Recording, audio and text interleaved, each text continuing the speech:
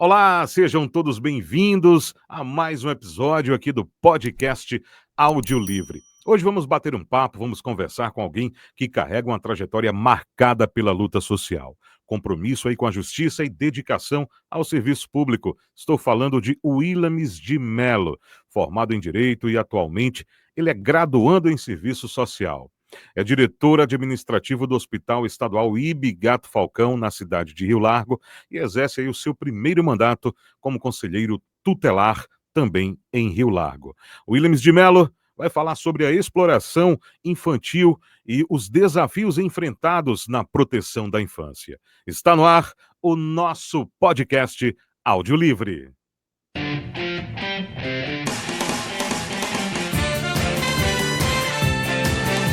Podcast Áudio Livre. Muito bem, recebendo o nosso querido Willames de Mello para falar sobre a exploração infantil e os desafios enfrentados na proteção da infância.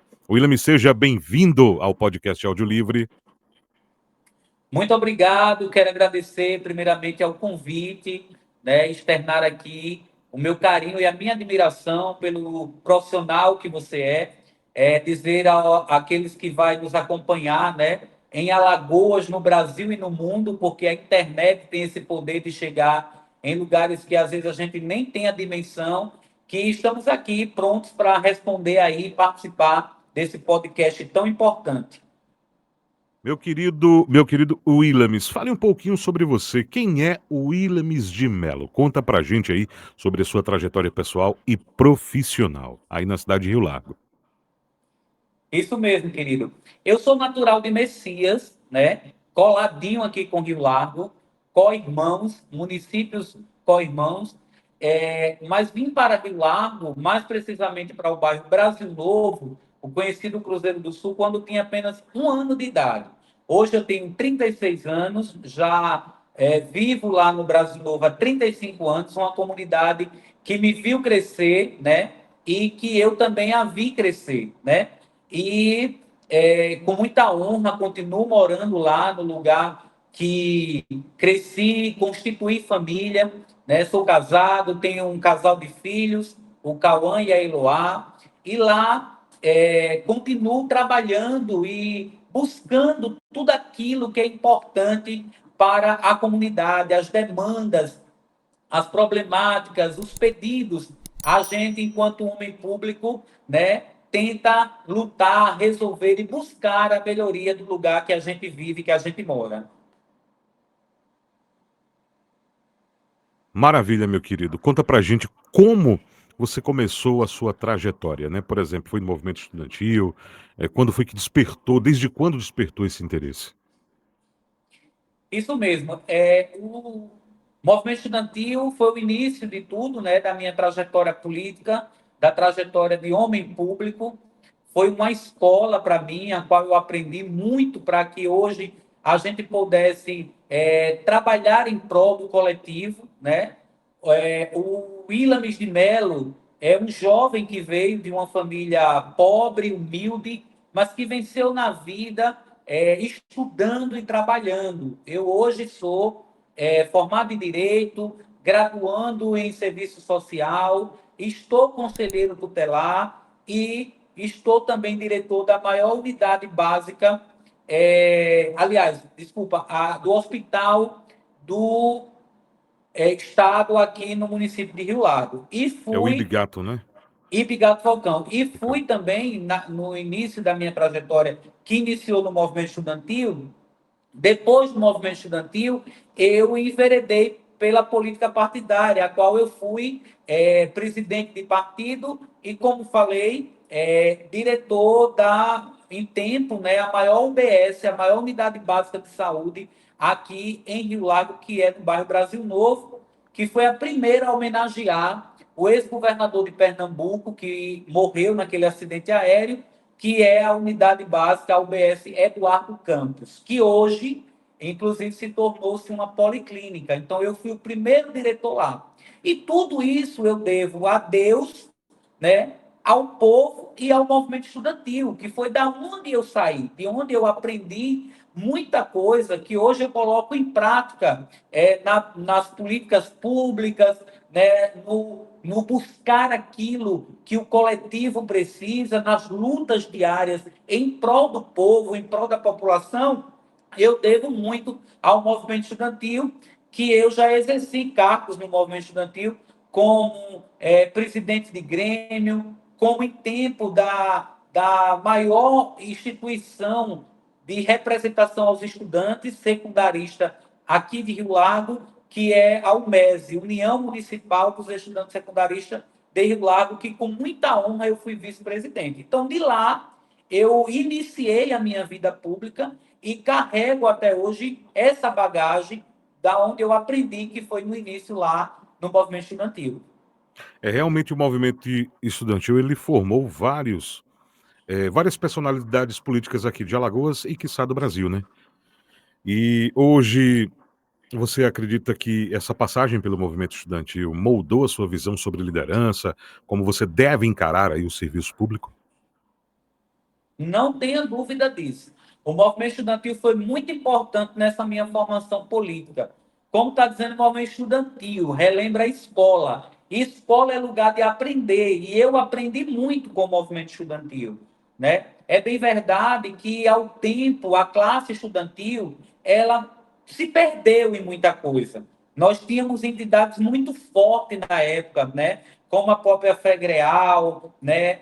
A gente tinha a UNE muito forte, né? A UESA muito forte, e hoje a gente praticamente não escuta muito falar dessas entidades, né?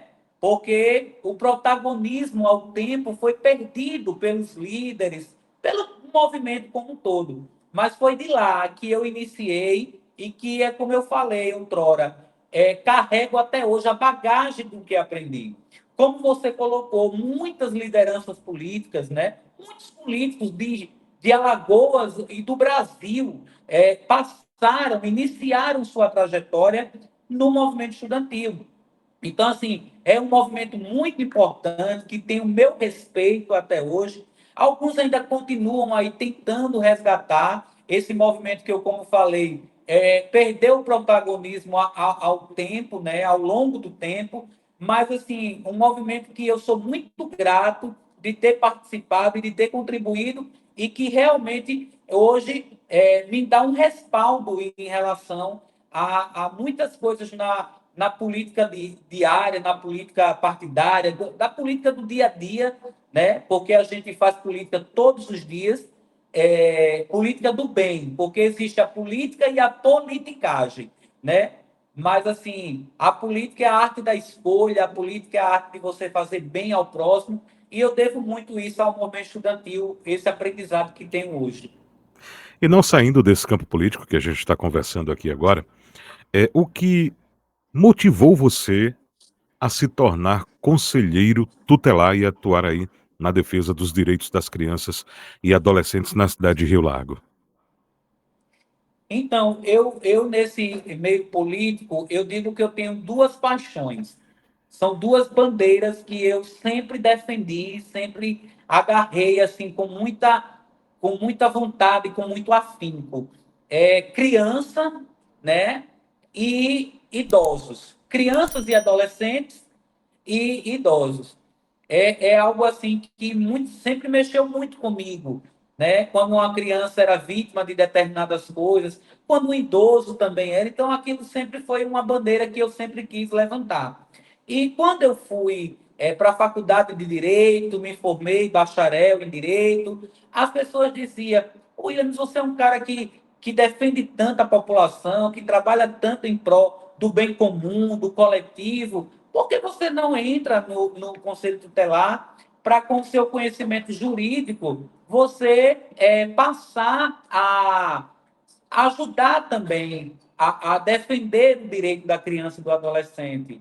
E aí aquilo ficou ali martelando na minha cabeça. E eu disse: rapaz, eu acho que quando os bons não entram, né, é, fica faltando alguma coisa, né? Então, eu vou tentar, eu vou entrar.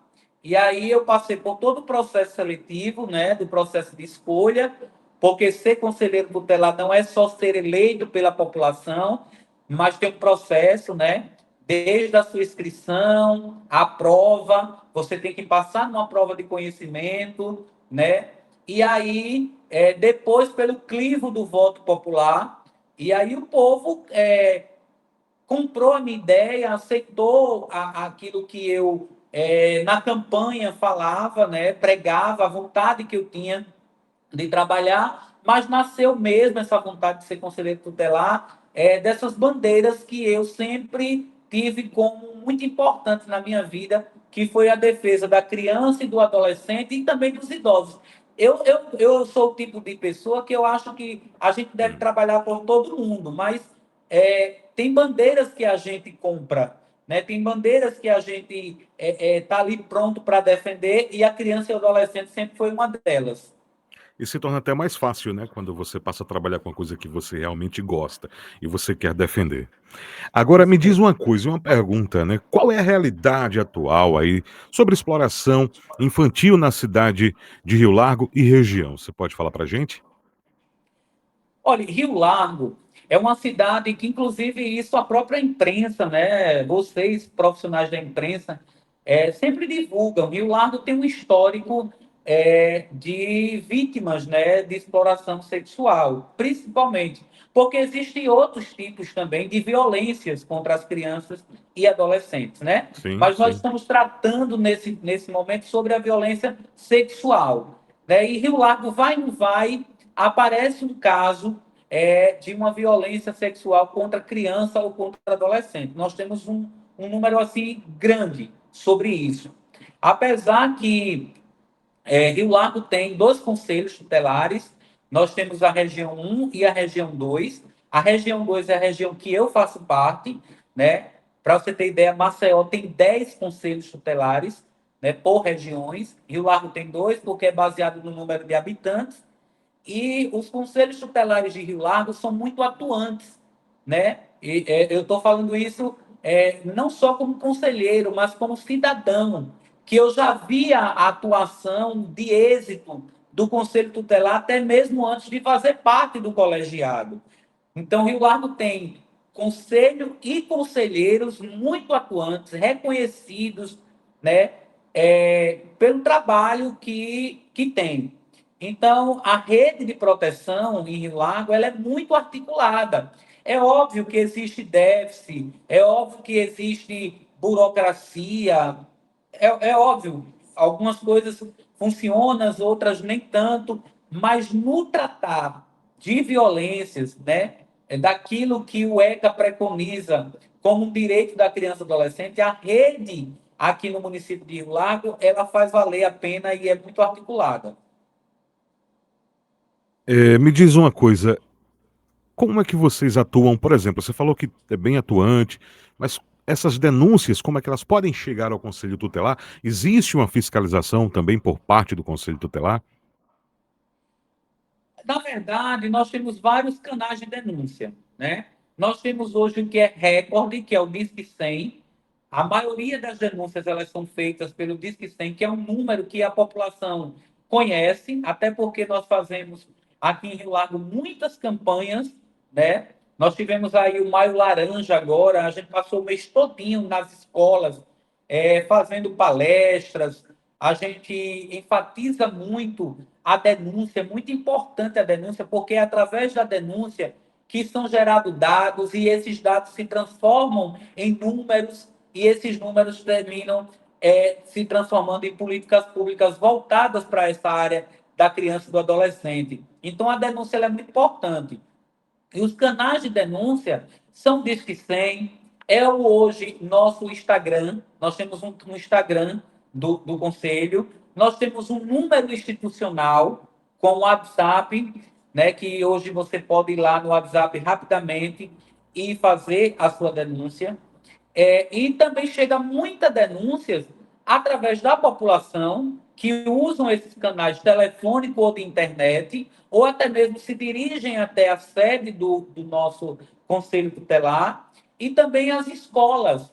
As escolas terminam muitas das vezes identificando alguns casos e aciona o Conselho Tutelar. Então, são várias portas de denúncia, vários canais de denúncia, que seja de forma presencial, telefone ou internet. Então, ou seja, existe uma integração hoje entre escolas, delegacia, conselho tutelar, para que vocês possam fazer esse trabalho aí de prevenção, esse trabalho informativo, né? Como chegar essa denúncia aí para o conselho tutelar, não é isso? Isso mesmo, Tá, me diz isso uma mesmo, coisa, Williams. Já que a gente está tratando desse assunto, e é um claro. assunto um tanto delicado, né? Eu gostaria de saber se durante seu mandato aí como conselheiro tutelar já houve algum caso de exploração infantil, seja sexual ou em qualquer outra área, que marcou profundamente a sua atuação aí em Rio Largo.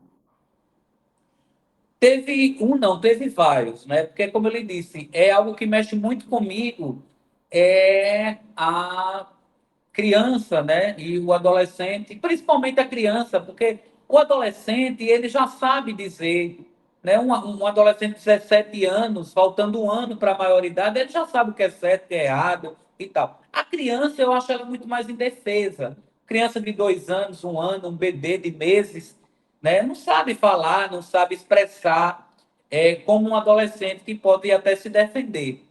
Mas já chegou vários casos, né? A gente tem, por uma questão ética, a gente não pode revelar, né? A gente não pode falar, que é algo que eu queria até aqui Sim, fazer um sim. parêntese, que muita gente, inclusive a sociedade, não como um todo, mas boa parte dela, até acredita que o conselho ou o conselheiro tutelar não trabalha, né?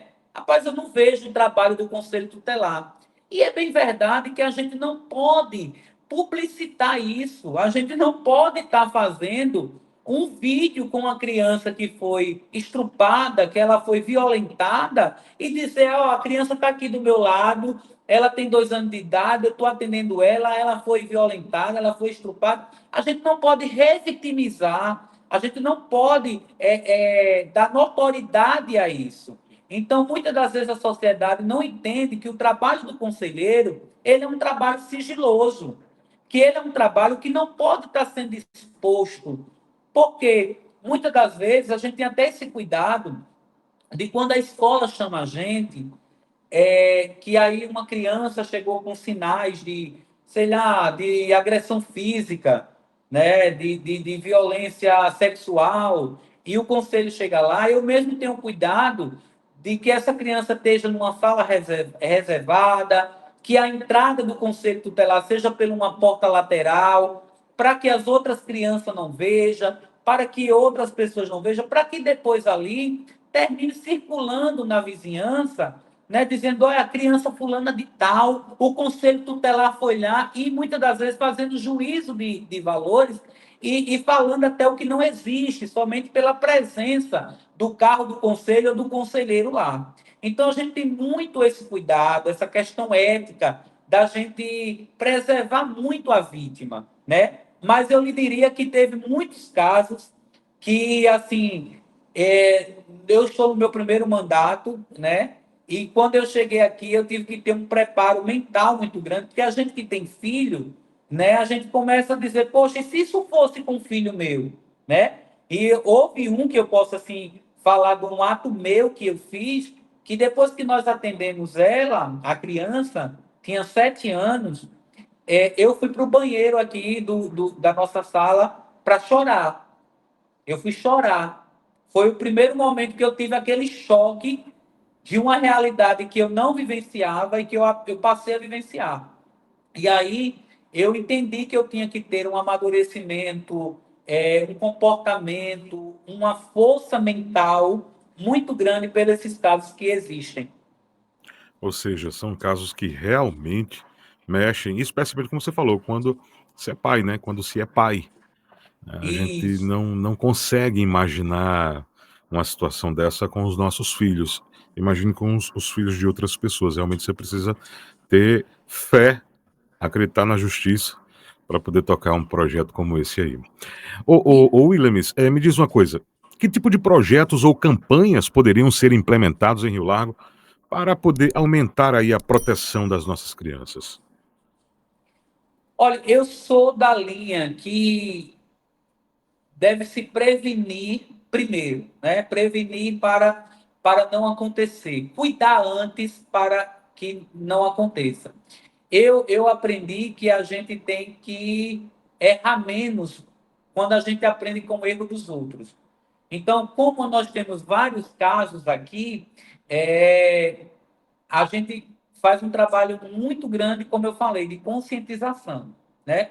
Um trabalho que, especificamente, ele é muito mais voltado no mês de maio, que é o Maio Laranja, o mês de combate à exploração sexual contra crianças e adolescentes, mas eu arrisco que deveria ter mais campanhas informativas, não só do Conselho, mas eu digo de toda a rede, do CRAS, do CREAS, da Secretaria de Assistência Social, tá entendendo? Da Guarda Municipal, que muitas das vezes é acionada e é chamada.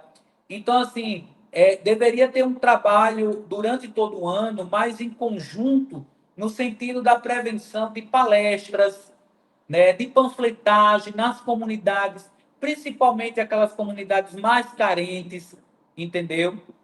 Eu acho que deveria ter esse trabalho mais integrado no sentido não só específico em um mês, que é o mês de maio, mas durante o ano ter várias outras campanhas. Não só ficar esperando pelo o Conselho Tutelar, porque eu sou muito também de que toda a sociedade, todo mundo, independente de órgão, é responsável em defender uma criança e um adolescente.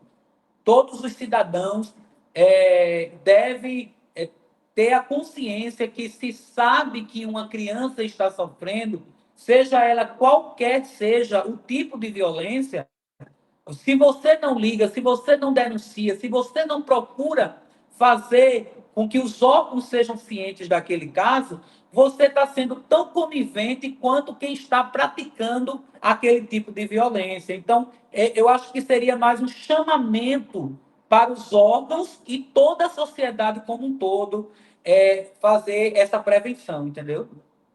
Aproveitando, né, que estamos falando aqui de prevenção, quais seriam os principais sinais de alerta aí para que os pais, professores, vizinhos possam perceber na criança e oferecer, né, aquela ajuda, primeira ajuda, aquela ajuda principal? Quais seriam esses sinais? Você poderia citar alguns para a gente aqui? Naturalmente, a criança, quando ela está sendo vítima de alguma violência, ela muda o seu comportamento, né? Muitas das vezes é uma criança muito extrovertida, brincalhona, e ela está ali no canto, muda o comportamento, está mais na dela. Então, nasce um sinal de alerta aos pais do que está acontecendo. Meu filho era de um jeito e agora o comportamento dele está de outro. Porque, diga-se de passagem, a maioria das pessoas que na verdade, pratica um tipo de violência, e a gente está falando sobre a violência sexual, mas eu volto a dizer que existem outros tipos de violência, a violência psicológica, né, a violência física, ela está ali no cerco, está ali próximo à família, ou é da família, entendeu? Geralmente, né, os casos que a gente sempre Geralmente, acompanha na a imprensa, maioria, impressionante. quase 80, 90% dos casos, por incrível que pareça, é um padrasto, é um avô, é um tio, Tio. é um vizinho, é um primo, é um parente, ou é alguém ali da convivência. Então, aquela criança, muitas das vezes, acha que o padrasto, que o tio, está fazendo um carinho. E, na verdade, não é um carinho, porque pela proximidade que se tem, a criança entende, no primeiro momento, que é um carinho, né? Mas o violador, ele sempre pede o segredo. Ele sempre ameaça. Ele sempre coage a vítima. Ele diz, olha, se você contar isso ao seu pai, se você contar isso à sua mãe, eu vou matar você, eu vou matar o seu pai. E coloca a vítima nessa situação dela não poder falar.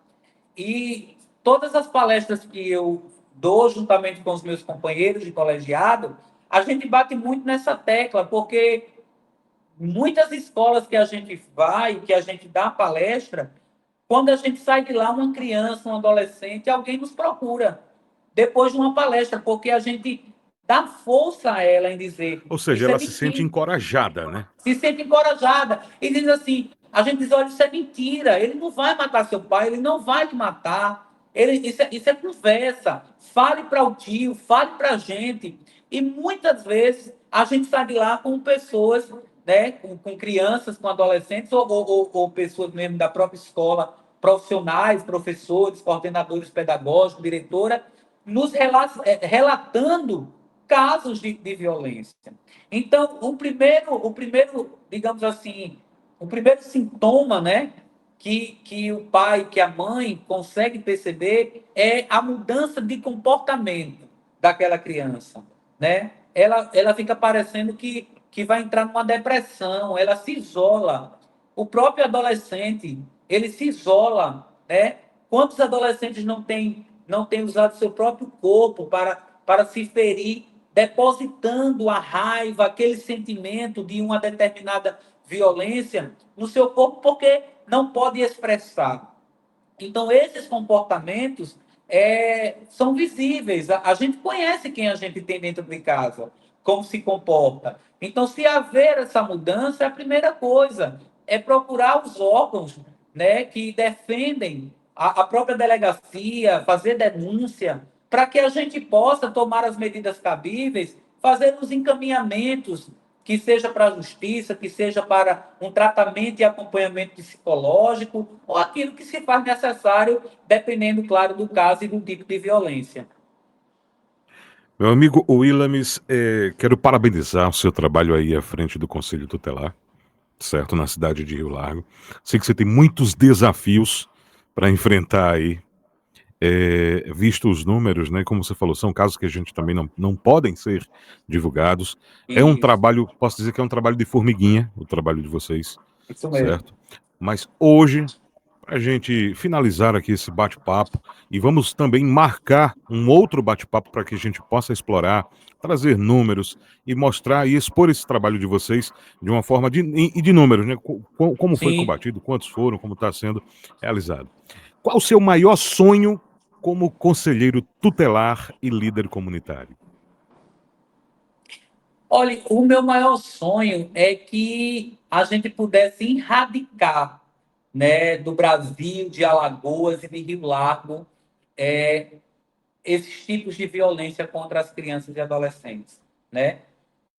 Como conselheiro, o meu pedido e o meu sonho é que fossem erradicados esses tipos de violência, principalmente por seres tão indefesos que são crianças, os próprios adolescentes, que as pessoas tivessem a consciência que a criança ela precisa de amor, precisa de cuidado, precisa de carinho, que o adolescente precisa de oportunidades, precisa de respeito, né? Precisa ser jovens que tenham oportunidades de crescer na vida, como eu tive, através de cursos, através de trabalho, né? De oportunidades de emprego. Esse é o meu maior sonho.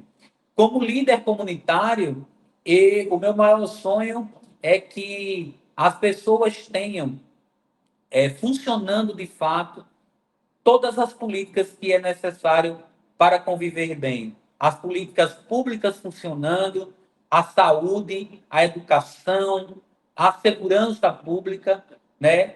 E que não falte na mesa de todo cidadão, né? Principalmente aqueles de maior vulnerabilidade social, a comida na mesa e a saúde. Porque o povo alagoano, o povo de Rio Largo, que Rio Largo, dia 13 de julho agora, desse mês, daqui a pouco, está fazendo 110 anos de emancipação política de um povo guerreiro, de um povo trabalhador, que é o povo rio-larguense. Então, que não falte saúde na vida das pessoas e comida na mesa de todos. Eu quero, assim, também apresentar rapidamente alguns projetos Sim, sim. meus, enquanto conselheiro tutelar, enquanto cidadão, Pode enquanto ficar à Williams vontade. de Mello, pessoa, eu mandei fazer aqui vários exemplares desse ECA, que é o Estatuto da Criança e do Adolescente. É um projeto meu chamado ECA nas escolas, e nós distribuímos de forma gratuita em todas as escolas da rede municipal, estadual e particular, e depois ampliamos para as igrejas, as associações, a distribuição de exemplares como esse, que é a lei que protege a criança e adolescente.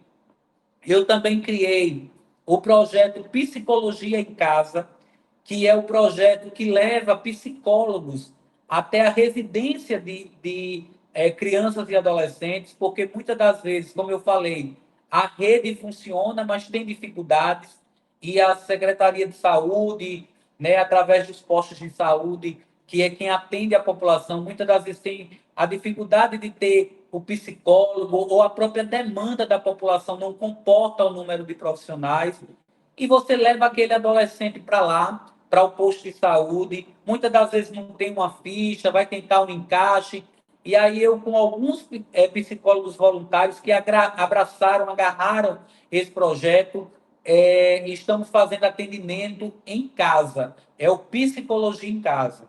Também Maravilha, maravilha. distribuir coletes, né, de identificação de crianças autistas, né, o colete com as cores, com o símbolo do autismo, porque muitas das vezes as crianças têm até aquele crachá, mas esquece ou alguém não vê, e muitas das vezes é desrespeitado o seu direito como autista. E aí eu fiz um colete, distribuí também de forma gratuita.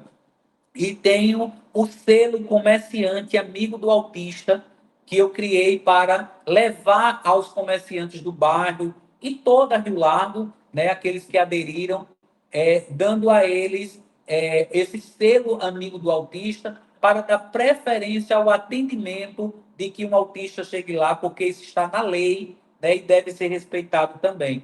Iremos fazer agora nesse segundo semestre o projeto Conselheiro por um Dia, onde eu vou lançar um edital nas escolas para que os alunos participem de uma, eu diria um campeonato, não, mas assim, seria uma redação, né, onde os alunos irão participar dessa gincana, e a melhor redação aquele que tiver a melhor redação vai passar um dia aqui comigo para entender um pouquinho como funciona o Conselho Tutelar. E esses são um dos de vários outros projetos que a gente vai, com fé em Deus, nesses anos aí de mandato, a gente vai fazer para defender as crianças e adolescentes. Parabéns, meu amigo. E eu deixo o convite em aberto aqui, tá certo? Para a gente voltar a bater um papo, Vamos conversar sim. sobre as suas ações e os resultados delas também. Muito obrigado mesmo aí pelo espaço, certo? Estou à disposição, contem comigo. Quem quiser acompanhar um pouco do meu trabalho, tá lá na minha rede social, @Williams de Mello no Instagram, pode seguir, e lá tá tudo e um pouco daquilo que a gente tenta fazer em prol das nossas crianças e adolescentes, em prol da nossa comunidade, em prol do povo. Conte comigo, obrigado pelo espaço, obrigado pelo convite, estamos à disposição sempre. Um grande abraço e sucesso sempre, viu, meu querido? Até mais. Obrigado, um abraço. Até mais.